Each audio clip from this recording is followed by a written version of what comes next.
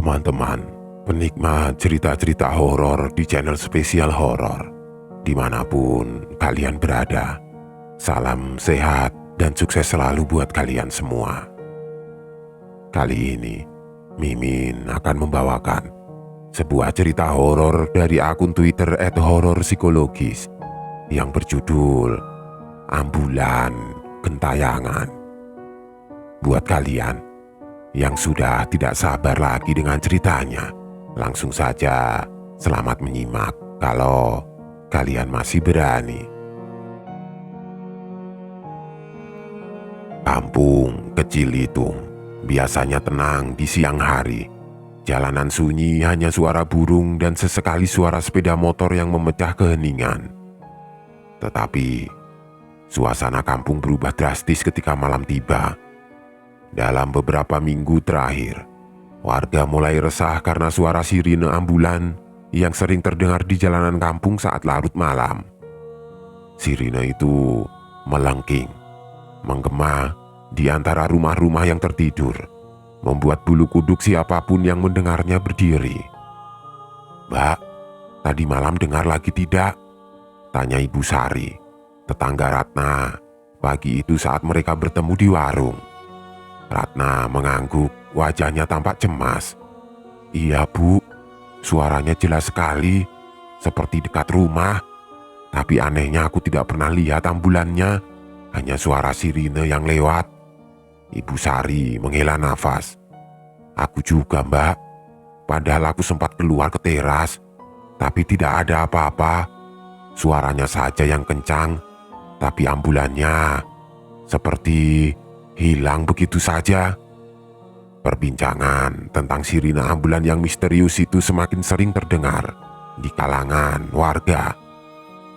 Beberapa orang mengaku mendengar suara sirine mendekat, tapi tidak ada yang benar-benar melihat ambulan tersebut melintas.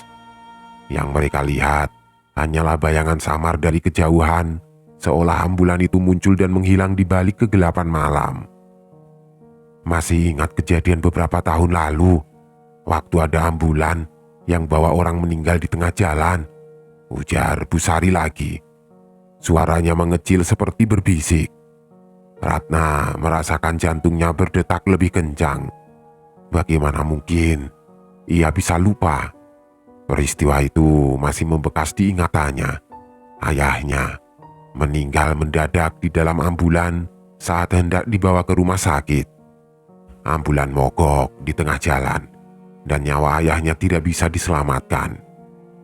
Sejak kejadian itu, hidup Ratna terasa kosong. Ia tinggal sendirian di rumah kecil peninggalan ayahnya di tepi kampung. Malam demi malam, Ratna sering terbangun karena suara sirine yang memekakkan telinga. Ia duduk di tepi tempat tidurnya, mendengarkan dengan hati-hati.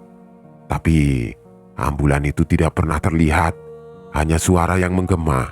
Semakin lama semakin jelas, lalu menghilang begitu saja. Suatu malam, rasa penasaran Ratna mencapai puncaknya. Ia berbaring di tempat tidur tapi tidak bisa memejamkan mata. Pukul 12 malam, suara sirine itu kembali terdengar, seolah-olah ambulan itu melintas tepat di depan rumahnya.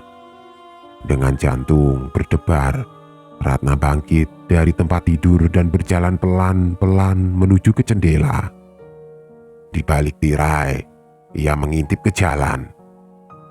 Cahaya lampu ambulan mulai terlihat di ujung jalan.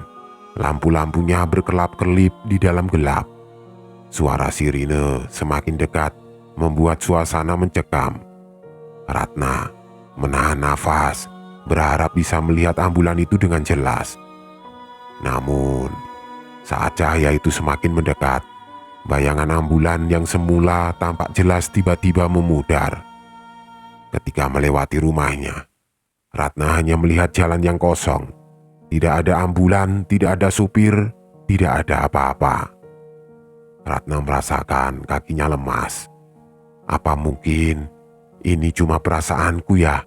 gumamnya pelan sambil memegangi dadanya yang berdebar kencang. Esok paginya, Ratna menceritakan pengalamannya kepada tetangganya yang lain.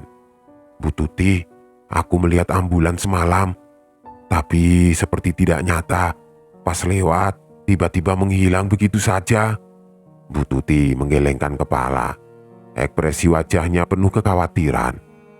"Aku sudah mendengar cerita serupa dari warga yang lain. Banyak yang bilang ambulan itu berhantu. Mungkin ada hubungannya sama kejadian dulu." Ratna terdiam. Firasat buruk mulai menyelimuti pikirannya. Suara sirine itu tidak hanya sekedar gangguan. Ada sesuatu yang lebih dalam, lebih gelap, yang tersembunyi di balik bunyi sirine yang terus menghantuinya setiap malam. "Kamu harus hati-hati ya nak," kata Bu Tuti pelan. "Kadang sesuatu yang tidak terlihat itu jauh lebih berbahaya dari yang kita sangka." Malam itu, Ratna kembali terjaga oleh suara sirine ambulan. Namun kali ini ada rasa takut yang lebih dalam menyergapnya.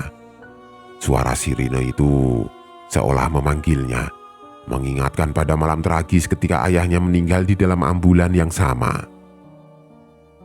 Semakin lama, semakin banyak warga kampung yang mulai membicarakan tentang ambulan misterius tersebut.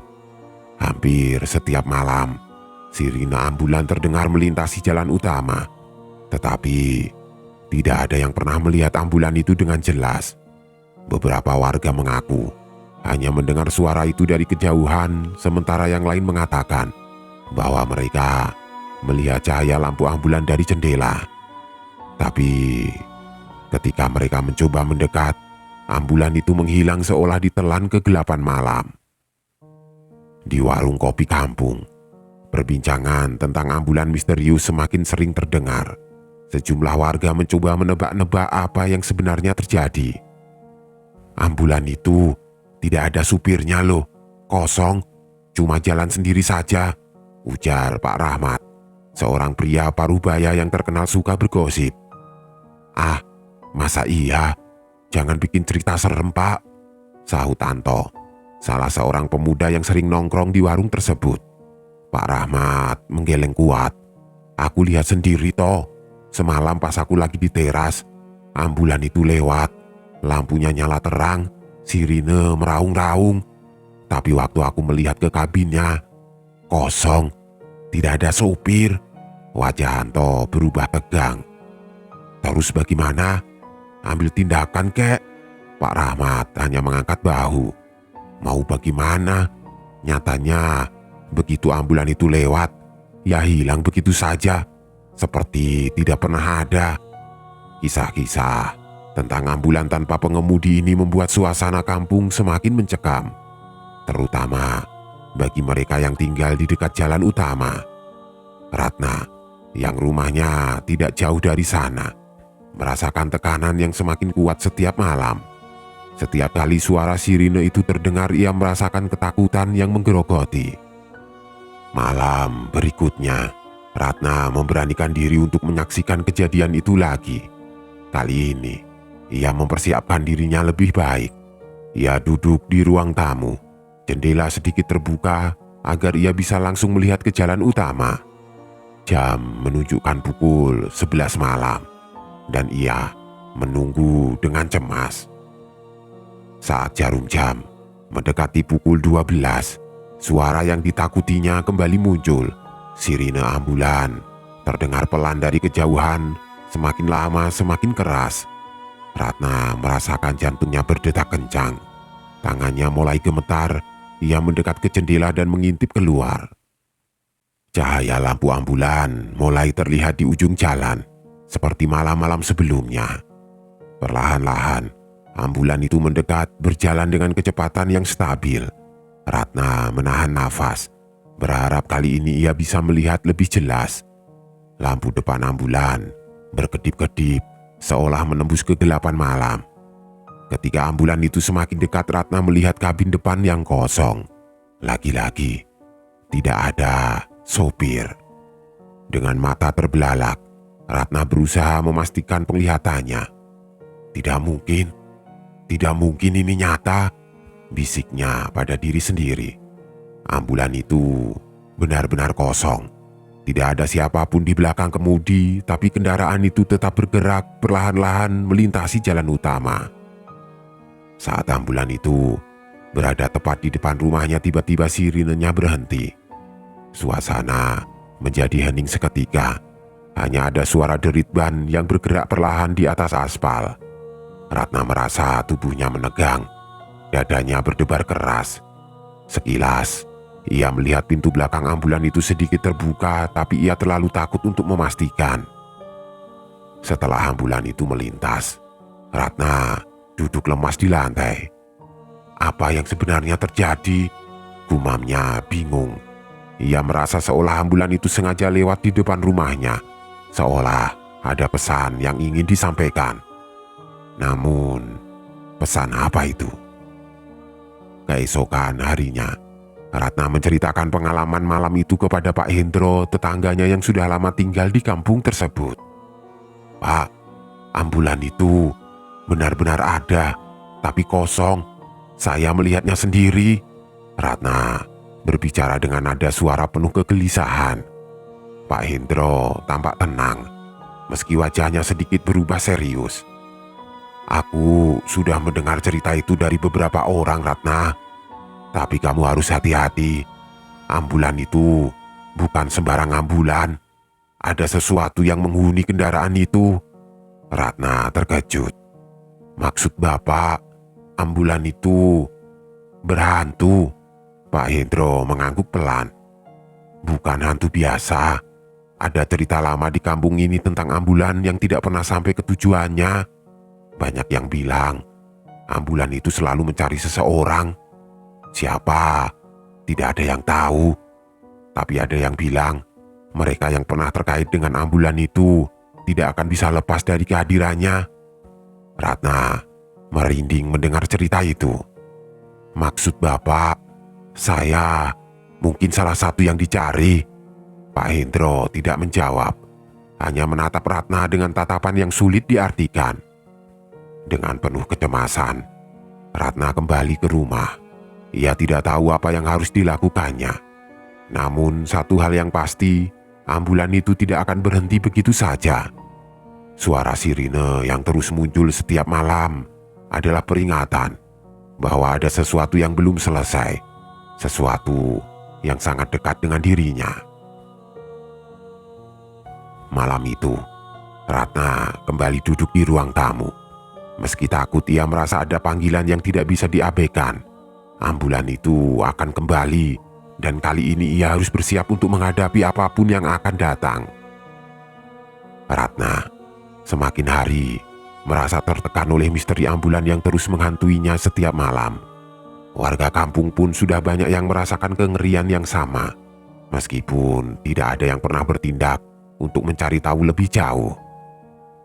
Rasa takut telah merasuki semua orang. Namun Ratna merasa tidak bisa terus berdiam diri. Ada sesuatu tentang ambulan itu yang terus mengusik pikirannya. Seolah ada kaitan yang lebih dalam antara dirinya dan ambulan yang kerap muncul di depan rumahnya.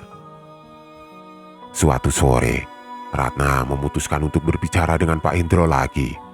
Pria tua itu meskipun tidak banyak bicara, sepertinya tahu lebih banyak daripada warga lainnya. Setelah mengumpulkan keberaniannya, ia berjalan menuju rumah Pak Hendro yang terletak tidak jauh dari rumahnya. Ia mengetuk pintu dengan hati-hati. "Pak, boleh saya bicara sebentar?" tanya Ratna saat Pak Hendro membuka pintu. Pak Hendro mengangguk dan mempersilahkan masuk. "Ada apa, Ratna? Kamu terlihat gelisah." Ratna duduk dengan gelisah di kursi rotan yang agak usang. "Pak, saya tidak bisa terus seperti ini. Suara sirine ambulan itu terus menghantui saya setiap malam. Semakin lama, semakin dekat, dan saya merasa ada sesuatu yang mengaitkan saya dengan ambulan itu." Pak Hendro menghela nafas. Matanya menatap Ratna dengan penuh keseriusan. "Aku sudah menduga kamu akan datang untuk bicara tentang ini lagi. Ada hal yang belum kamu ketahui, Ratna." Ratna menegakkan tubuhnya. Rasa penasaran semakin besar. "Apa maksud Bapak?" Ada apa sebenarnya? Pak Hendro terdiam sejenak, seolah menimbang-nimbang apakah ia harus menceritakan hal itu atau tidak. Setelah hening seberapa saat, ia mulai berbicara dengan suara rendah. Kamu ingat, dulu ayahmu pernah meninggal di dalam ambulan saat dibawa ke rumah sakit kan? Pak Hendro bertanya dengan hati-hati. Ratna mengangguk, wajahnya langsung berubah murung. Kenangan itu selalu terasa perih baginya. Iya Pak, saya ingat. Tapi apa hubungannya dengan semua ini? Ambulan yang sering kamu dengar itu bisa jadi adalah ambulan yang sama, jawab Pak Hendro. Suaranya semakin lirih. Ambulan yang membawa ayahmu dulu mogok di tengah jalan kan? Dan tidak pernah ada yang benar-benar tahu apa yang terjadi di dalamnya. Ratna mengerutkan kening. Tapi ambulan itu sudah lama rusak kan Pak? Bagaimana bisa ambulan yang sama muncul lagi di kampung ini? Pak Hendro mengangguk pelan. Memang secara logika itu tidak mungkin. Namun ada hal-hal yang tidak bisa dijelaskan dengan logika. Warga kampung ini menyebut ambulan itu sebagai ambulan gentayangan. Beberapa orang percaya bahwa ambulan itu mencari sesuatu atau mungkin seseorang. Ratna merasakan bulu kuduknya meremang mendengar penjelasan itu. Mencari siapa Pak? Pak Hendro menatap mata Ratna dalam-dalam, lalu menjawab dengan suara yang hampir berbisik. Mungkin mencari mereka yang belum sempat diselamatkan, atau mencari yang tertinggal.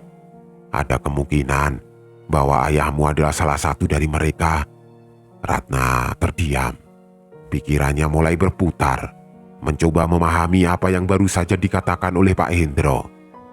Jika benar bahwa ambulan itu sedang mencari sesuatu, apa yang sebenarnya diinginkan? Dan mengapa ia merasa seolah-olah terhubung dengan kendaraan itu? Ratna menundukkan kepalanya berusaha mencerna semuanya. Jadi, Bapak pikir ambulan itu datang karena ada sesuatu yang belum selesai dengan ayah saya? Pak Hendro mengangguk. Bisa jadi ayahmu meninggal dalam kondisi yang tiba-tiba dan mungkin ada sesuatu yang belum tuntas. Ratna menggigit bibirnya, merasa semakin terhimpit oleh situasi ini. Tapi saya tidak tahu harus bagaimana. Saya takut Pak. Suara itu seolah memanggil saya setiap malam dan saya tidak tahu apakah saya harus mendekatinya atau justru menjauh. Pak Hendro menepuk bahu Ratna dengan lembut. Kamu harus mengikuti nalurimu Ratna. Jika kamu merasa ada sesuatu yang belum selesai, mungkin inilah saatnya kamu mencari tahu apa yang sebenarnya terjadi. Malam itu, Ratna memutuskan untuk tidak hanya menunggu dan mendengarkan.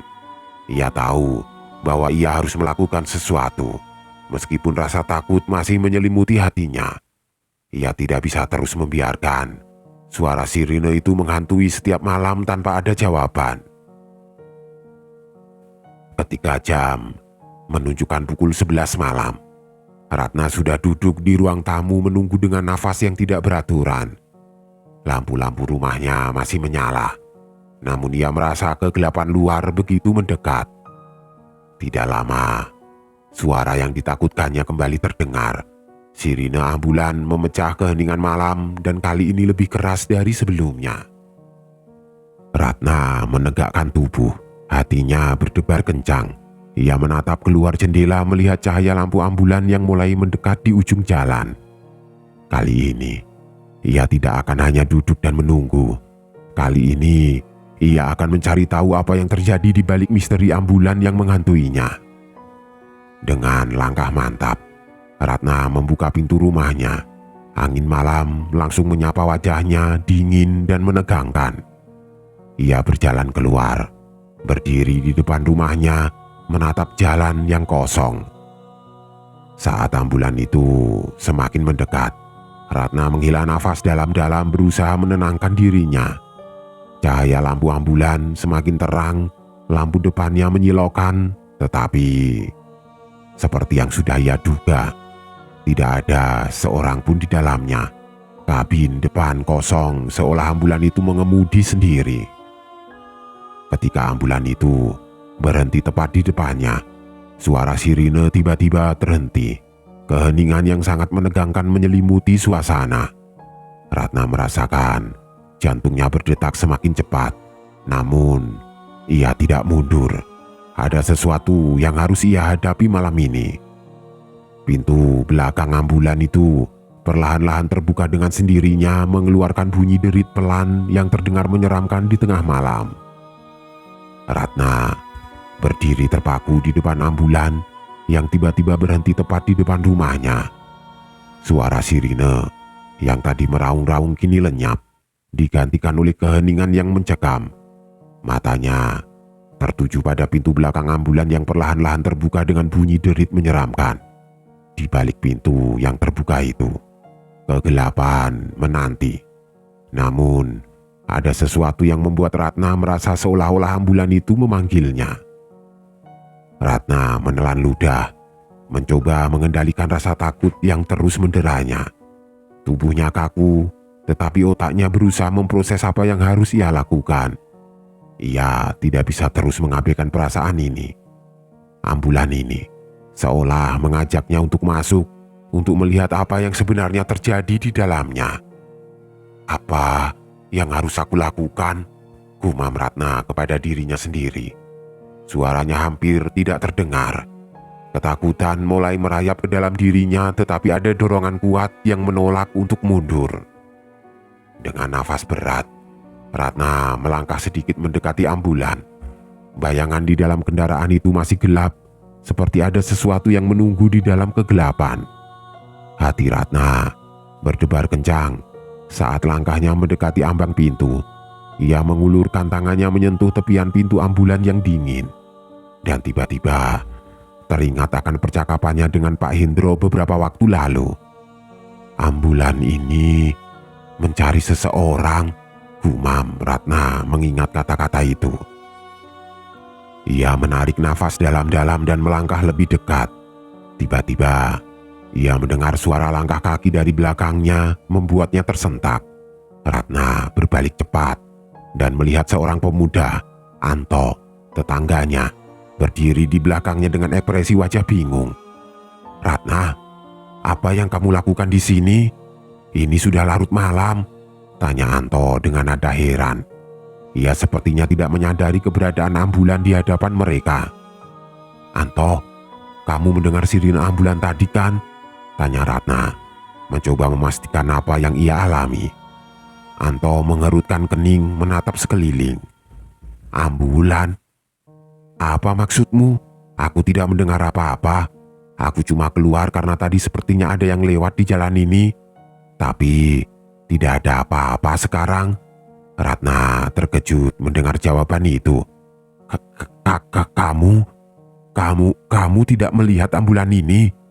Tepat di sini, di depan kita," katanya, hampir berteriak sambil menuju ke arah ambulan yang jelas-jelas ada di hadapan mereka.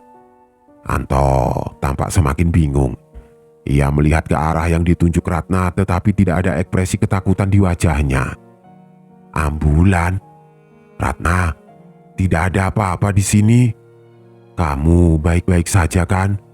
Ratna merasa darahnya mendidih. Bagaimana mungkin Anto tidak melihat ambulan yang jelas-jelas ada di depannya? Ini nyata, Anto. Ambulan ini berhenti di sini dan pintunya terbuka. Aku melihatnya sendiri. Anto melangkah mendekat mencoba menenangkan Ratna. "Kamu mungkin cuma lelah atau stres. Ayolah, kita masuk ke rumah. Aku antar kamu." Namun, Ratna tidak bisa bergerak. Matanya kembali tertuju ke ambulan itu, ke pintu yang masih terbuka lebar, seolah-olah ada sesuatu di dalam yang memanggilnya. "Aku tidak bisa toh. Aku harus tahu apa yang ada di dalam sana." Anto menggelengkan kepala, ragu-ragu. "Tidak ada apa-apa di sana, Ratna. Kamu cuma membayangkan." Tapi bagi Ratna, ini bukan sekedar imajinasi. Semuanya terasa begitu nyata. "Kamu boleh pergi, tapi aku harus melihat ini. Aku harus tahu," katanya dengan tekad. Anto mendesah. Baiklah, kalau kamu maunya begitu, aku tidak bisa memaksa. Tapi kalau kamu butuh bantuan panggil aku ya. Ratna hanya mengangguk dan Anto pun pergi, meninggalkan Ratna sendirian di depan ambulan yang misterius itu. Setelah memastikan Anto benar-benar pergi, Ratna berbalik menghadap pintu ambulan yang masih terbuka. Perasaannya bercampur aduk antara takut dan penasaran. Aku harus melakukannya, bisik Ratna kepada dirinya sendiri. Dengan hati-hati, ia menaiki tangga kecil ambulan dan memasuki ruang belakang yang gelap. Bau obat dan darah samar-samar tercium di udara membuat Ratna mual. Ruang dalam ambulan terasa sempit, penuh dengan peralatan medis yang tampaknya sudah lama tidak digunakan.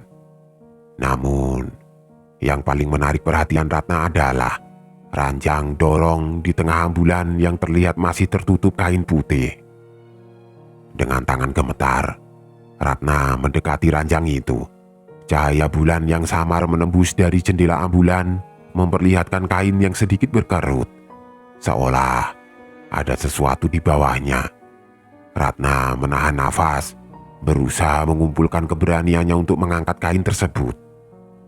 Saat tangannya menyentuh kain itu, tiba-tiba ia merasakan getaran di sekelilingnya. Seperti ambulan itu bergerak. Jantungnya berdetak kencang, tapi ia tidak bisa mundur sekarang. Dengan satu tarikan nafas panjang, ia mengangkat kain putih itu. Di bawah kain, Ratna melihat sosok tubuh yang sangat dikenalnya. Wajah pucat ayahnya terlihat jelas, matanya tertutup seolah sedang tidur. "Ayah," bisik Ratna. Air mata mulai mengalir di pipinya. Ia tidak percaya apa yang dilihatnya.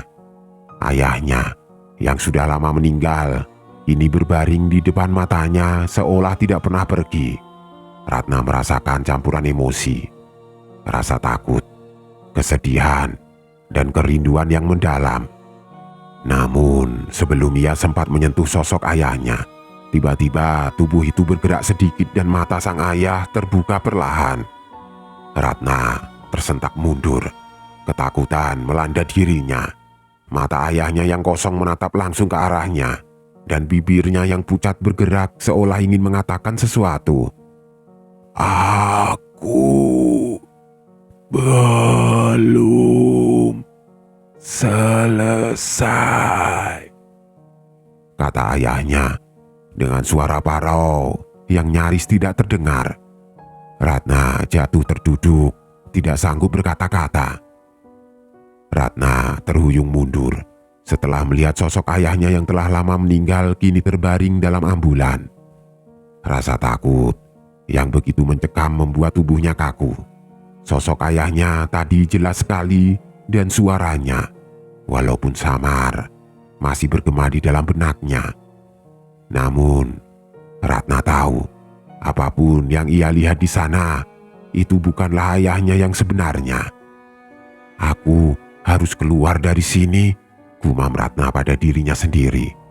Tangannya gemetar saat ia mencoba bangkit dan mengumpulkan keberanian untuk keluar dari ambulan. Tiba-tiba, ambulan itu kembali bergetar, lebih kuat dari sebelumnya. Pintu belakang yang sebelumnya terbuka perlahan-lahan menutup dengan suara mengerikan. Ratna tersentak panik dan berlari menuju pintu itu, berusaha keras untuk mendorongnya sebelum benar-benar terkunci.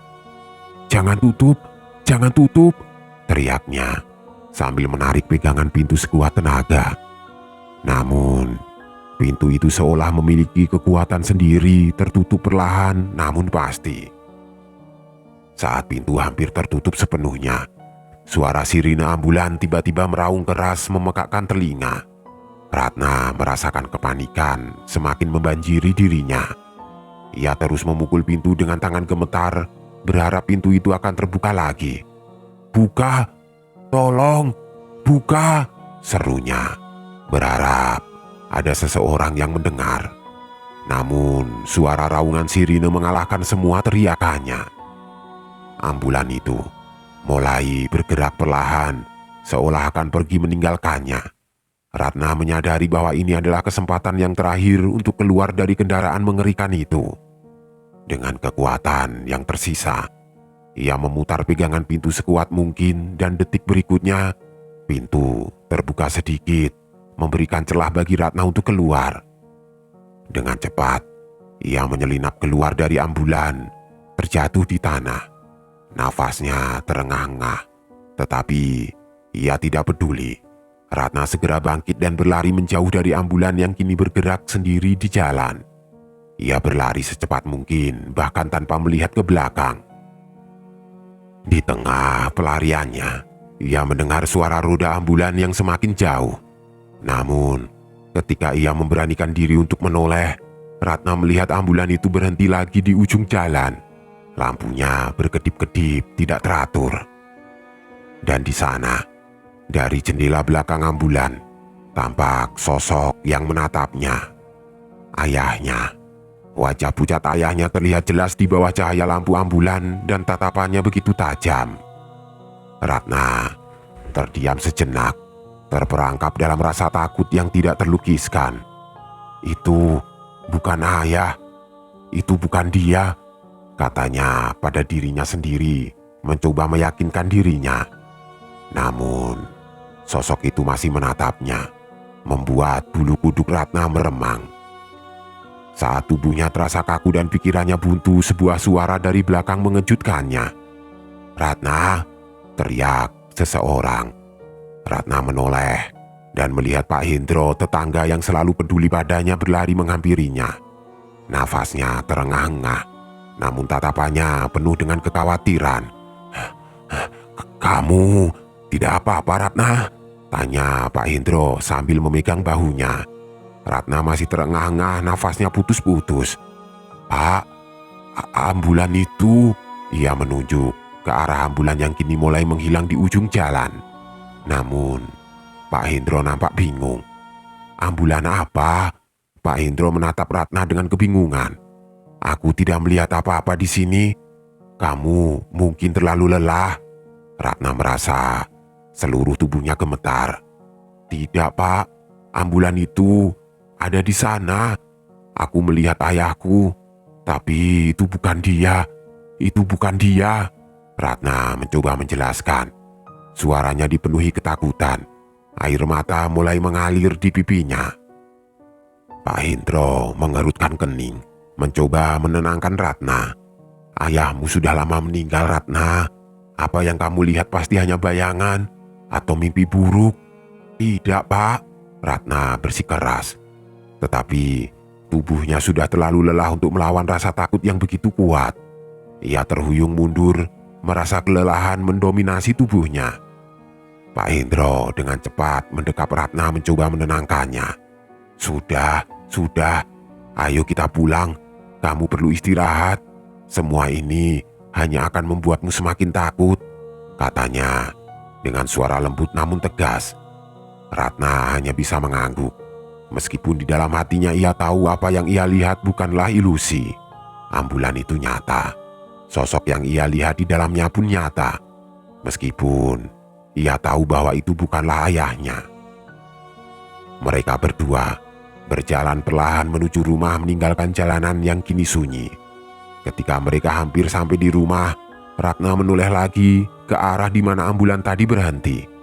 Namun, kendaraan itu sudah tidak terlihat lagi, seolah-olah menghilang dalam kegelapan malam. Sesampainya di rumah, Pak Hendro menuntun Ratna ke dalam. "Kamu perlu tidur, Ratna. Semuanya akan baik-baik saja besok," katanya meyakinkan. Ratna duduk di tepi tempat tidur. Tubuhnya masih gemetar. Ia tahu apa yang ia lihat malam ini akan terus menghantui mimpinya. Ambulan itu bukan hanya kendaraan biasa. Ada sesuatu yang sangat jahat dan gelap di baliknya, sesuatu yang tidak bisa dijelaskan dengan logika. "Besok aku akan pergi dari sini, Pak," kata Ratna dengan suara lirih. "Aku tidak bisa tinggal di sini lagi." Pak Hendro mengangguk pelan, meskipun ia tampak bingung dengan keputusan Ratna. "Terserah kamu, Ratna. Kalau itu yang kamu mau, aku akan membantumu. Tapi untuk sekarang, tidurlah dulu, kamu perlu istirahat." Ratna hanya mengangguk. Meskipun hatinya tidak tenang, ia tahu meskipun ia pergi, bayangan ambulan itu akan terus mengikutinya. Malam itu, Ratna berbaring di tempat tidurnya, tetapi ia tidak bisa memejamkan mata. Setiap kali ia mencoba tidur, bayangan ambulan dan sosok ayahnya kembali menghantui pikirannya. Ambulan itu mungkin telah pergi untuk malam ini, tetapi Ratna tahu ini belum berakhir. Apapun yang menghantui jalanan kampung mereka masih ada di luar sana, menunggu waktu untuk kembali muncul.